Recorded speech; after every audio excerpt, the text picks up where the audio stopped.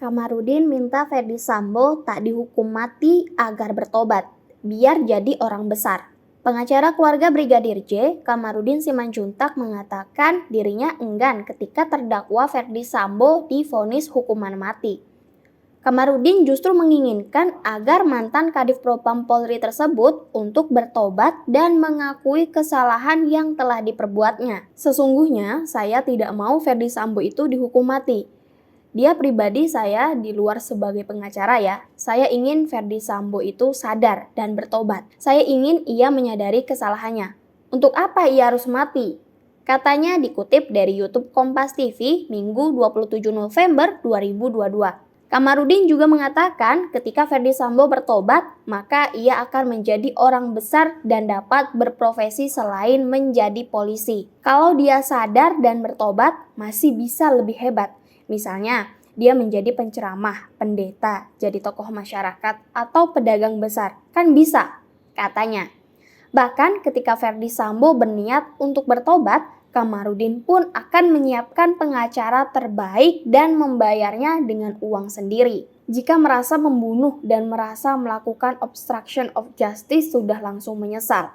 Jangan mau diprovokasi oleh pengacaranya, tidak benar. Lebih bagus ganti pengacaranya, minta kepada saya pengacara yang baik, saya siapkan. Bila perlu bayarnya dari saya, tegasnya. Kekhawatiran pengacara keluarga Brigadir J soal pengaruh Ferdy Sambo. Ada kekhawatiran dari kuasa hukum keluarga Brigadir J, Martin Simanjuntak terhadap Ferdy Sambo. Kekhawatiran yang dimaksud adalah kekuatan uang yang dianggap Martin masih dapat mengendalikan proses hukum. Martin menilai kekayaan Ferdy Sambo dapat mengganggu proses persidangan yang kini masih berjalan. Tentu masih khawatir. Kita tahu seberapa kaya orang ini. Kaya dalam tanda petik karena kekayaannya menurut saya ini perlu diteliti ulang apakah legal atau ilegal.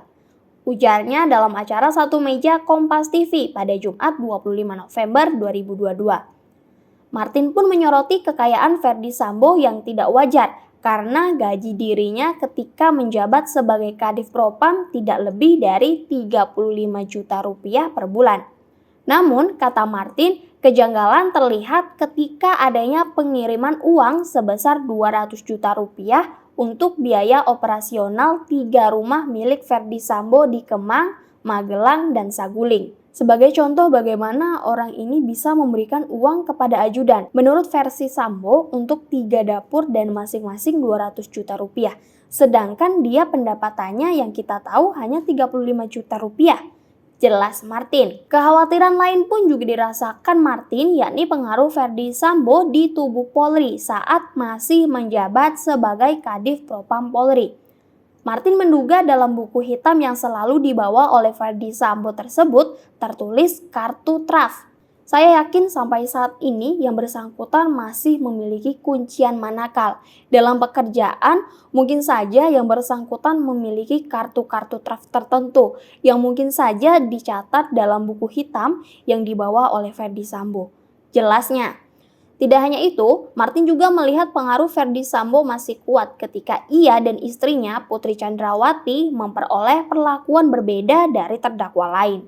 Dirinya melihat kelakuan berbeda itu ketika pelimpahan barang bukti dan tersangka pada 5 Oktober 2022 ke Kejaksaan.